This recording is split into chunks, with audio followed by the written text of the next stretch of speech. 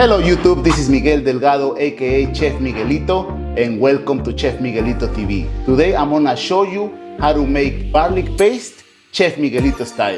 Let's go!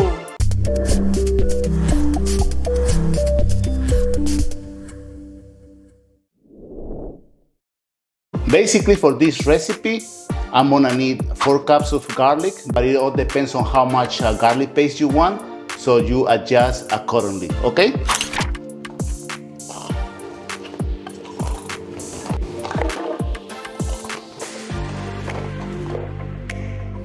We're gonna need some water, not a lot though, around a 1/4 cup of water, okay?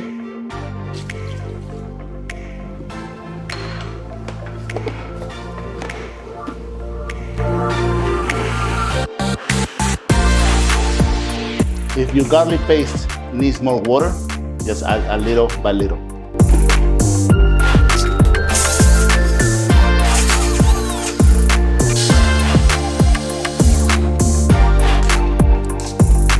So this is the consistency, what we're looking for. Simple steps, just garlic and water.